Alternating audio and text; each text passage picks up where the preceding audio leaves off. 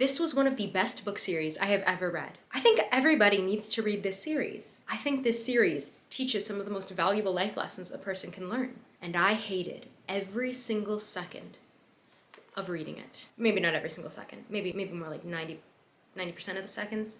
Are you confused? Let's rewind. If you're not familiar with a series of unfortunate events, did you even have a childhood? Apparently I didn't, because I'm reading them for the first time right now. Hi, I'm Jared, 19. A series of unfortunate events was published from 1999 to 2006. It's been described as children's fiction, gothic fiction, and absurdist fiction, and also satire.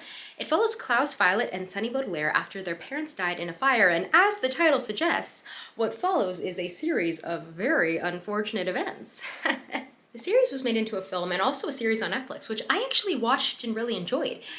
The TV show, however, could not prepare me for the absolute nightmare that was the book series. But the second reason I wanted to read the books is because I learned that this book series, like me, is very Jewish. Daniel Handler, aka Lemony Snicket, who is Jewish, has said that the series has been influenced by his family's history and culture. Daniel Handler's family escaped Nazi Germany right before the Holocaust, and he said that the stories he heard around the dinner table about who got out and who didn't had a huge impact on a series of unfortunate events. He talked about the notion that terrible things can happen for any reason. They're not punishments for bad behavior, just as good things happening are not rewards for good behavior. He said in another interview that the Baudelaires are Jewish, which we can suspect from their manner and references. So this being of interest to me and relevant to my family heritage and history, I thought I was gonna go ahead and read the books.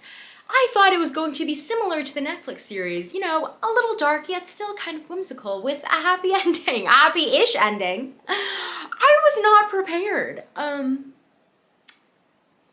Roll the tape. Welcome to my humble abode reading nook, aka me just sitting on the floor of my carpet because I'm too lazy to go get a chair.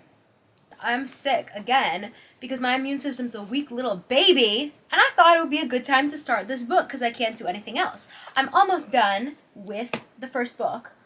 I feel worse. Starts off, page 1. If you are interested in stories with happy endings, you would be better off reading some other book. And you know what I said? I said, that sign can't stop me because I can't read. Lemony isn't playing around. I mean, he did say don't read the book. Mr. Snicket did tell me I should choose a different book. He sold me a horse and delivered a horse. But I cannot believe how many bad things are going on here. Me being surprised by a series of unfortunate events happening in the series of unfortunate events notwithstanding, this is really unlike any series I've ever read. The world building is really unique because usually in a story, good world building means your world has consistency, it has depth, it has there's a logic to it, right? Logic is important because you do not want your readers to be able to poke holes in the universe you've created. Even though it's fantasy, the rules of the world still have to be logical in the context of the story. That's why Tolkien is the king of world building. He created whole languages and maps, and he created a world that has enough sense that it feels like it's real even though it doesn't exist. Lemony, on the other hand, said, let's make this baby as nonsensical, illogical, and incoherent as possible. Which is really smart because he wants you to not be able to place this world on any point on the map, on any point in time. Everything in it feels anachronistic. Everything feels suspended outside of reality, which is a really, really cool way to write a world. On top of that, the prose and narration is so unique with this sort of self-insert author character being the one to tell you the story rather than the protagonist. Daniel Handler, what do I call him? Lemony? Snicket? Mr. Snicket? Lemony? I'm gonna call him Lemony because that's, The author argues that it's because of this narration and because of the timelessness of the world that kids are able to read such horrible events and inhabit the world in a way that they don't internalize it. Which Mr. Snicket, I'm sure is all right and good for the children reading, but I am grown now and I internalize everything. Their parents just died. Let them rest. Let me rest. What if I just turn this video into a series where I measure my blood pressure as I read and then I chart it over time, correlating it with the events of the book? My arm's going numb.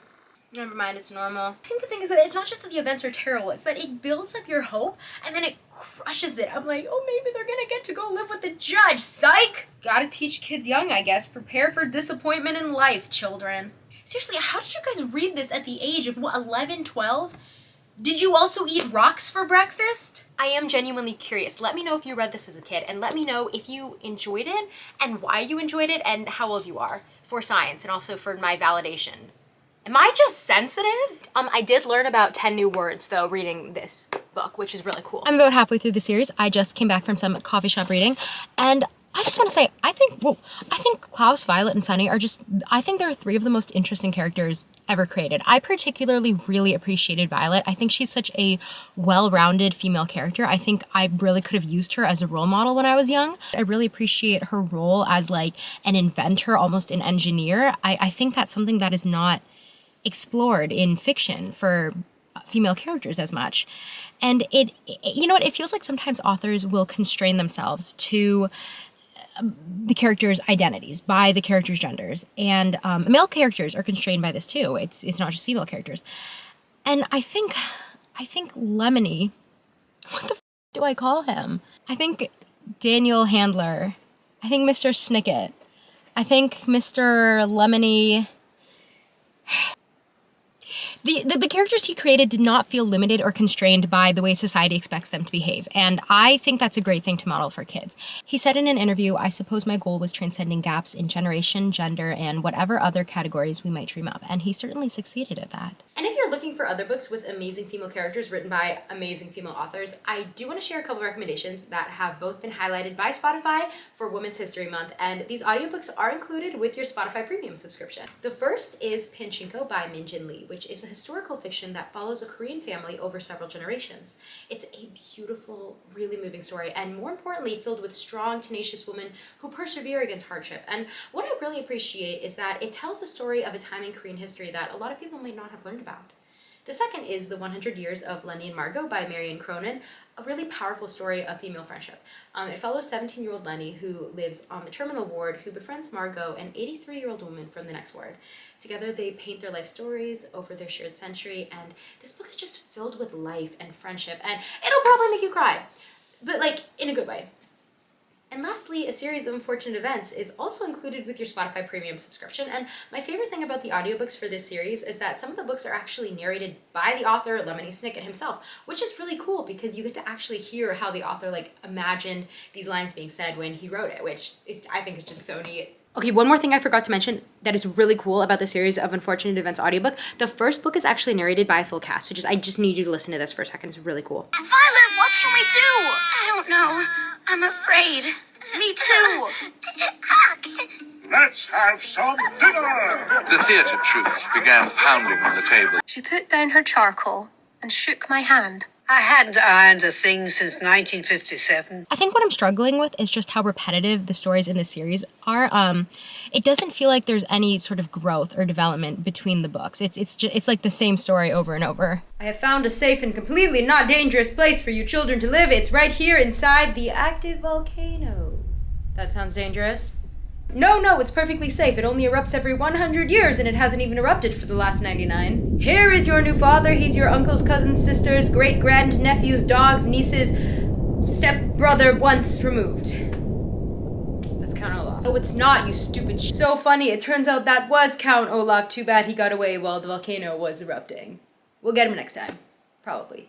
Maybe. The thing is, everything I'm saying about the repetitiveness, this is not criticism. Not liking a book or a certain aspect about a book doesn't mean that that aspect is bad. It's clear that this is not meant to be like a Harry Potter or Percy Jackson style book where you go through one protagonist's point of view and have them grow and progress over time. The books are timeless, and the story structure sort of supports that timeless feeling. But I think more importantly, the story is not the story. That did not make any sense. Hang on. Unlike a book series like Harry Potter or Lord of the Rings, where the point of the story is the progression of the story, it's the journey, I see these books more almost like allegories. Aunt Josephine's character teaches you a very different lesson than Vice Principal Nero's character. The books are different, but the differences lie in the allegory rather than the story structure. I might have just talked myself into liking the repetitive nature of the books. All right, you win this round, Lemony. I don't know if I can finish this series. It's just endlessly depressing. There is no reprieve. I don't know what I expected. I don't know why I thought maybe there would be some fortunate events. It very much is unending misery. But I'm already miserable. I read books for escapism. I have always read books for escapism. Is that the best way to read books? No, but I think that's why a lot of people read though. I think stories in general, whether it be books, TV, or movies, can be a very healing experience. Maybe you will never be able to escape your metaphorical cupboard under the stairs, but you can read a book in which you get to do that and you get to find a place where you belong, even though you might not be able to have that in real life, and it gives you hope. This series isn't restoring my hope, more so crushing it into little tiny little pieces. Like, stop, it's already broken. The hope was gone on page 1. I think one of the things about reading it as an adult is that if I had read it as a kid, I would have seen the adults as I'm sure kids see them when they read the book, as I'm sure you saw them when you read the book when you were kids, as wildly stupid, malicious, or inept, which they are. But reading as an adult, I noticed something extremely unfortunate, which was that I saw myself in a few of these stupid, malicious, inept adults. I saw myself in Aunt Josephine. Would I throw children to piranhas? No. Depends how much someone would pay me. For legal reasons, that was a joke. There are no circumstances where I would throw children to piranha. But I, like Aunt Josephine, am so scared of everything to the point where I cannot live a normal life. Esme Squalor would have seemed like the most ridiculous character to me as a kid, like walking upstairs instead of taking the elevator just because stairs are in and elevators are out. But it's like, how is that any different than caring about what clothes I wear, or like how I part my hair, or you know, what makeup style I'm doing, just because something is arbitrarily in and something is arbitrarily out. It's just as ridiculous. Here's what I will say. I don't read books solely for escapism. I like reading to learn something.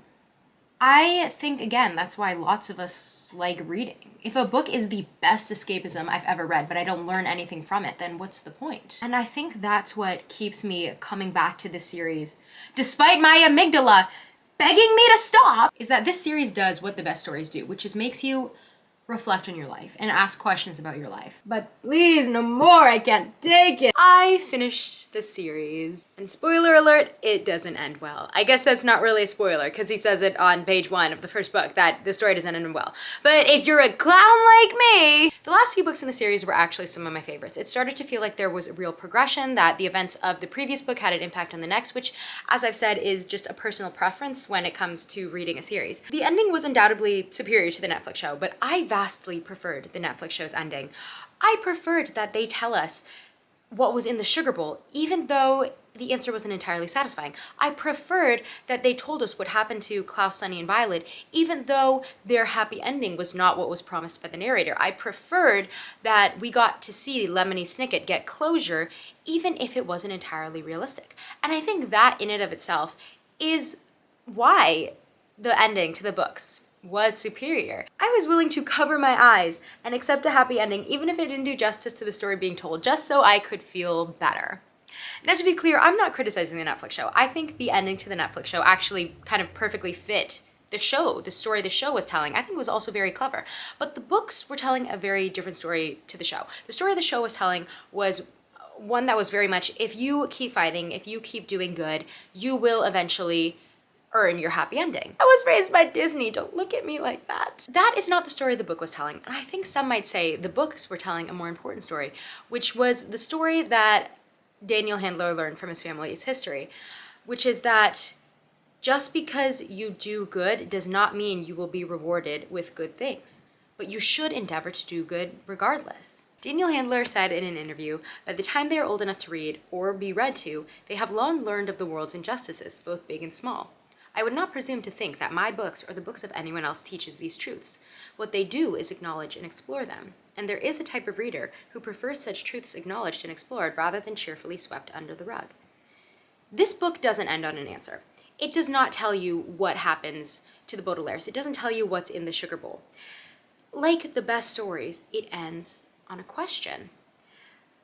Anyone can tell you what you should do with your life. I think a good story leaves you asking what you should do with your life. And this takes me back to the idea of this story being a very Jewish one. Daniel Handler said that this method of storytelling is very Jewish. He makes an analogy to the Talmud, which is structured in the form of rabbis discussing answers to questions, compared to other religious texts, which tend to be doctrines. It's easy to write a good book. I don't know why I just said that. It's not easy to write a good book. That's not what I meant. But what the idea that was going to come out of my mouth was, it's easy to write a good book.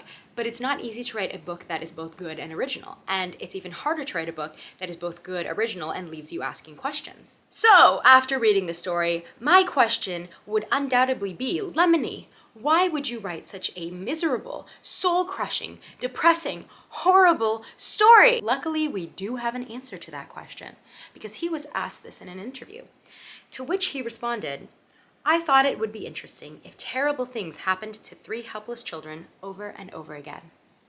You got me there, Lemony!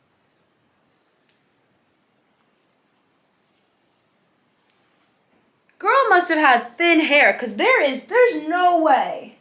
There is no way she was getting her hair to stay in a high ponytail like that.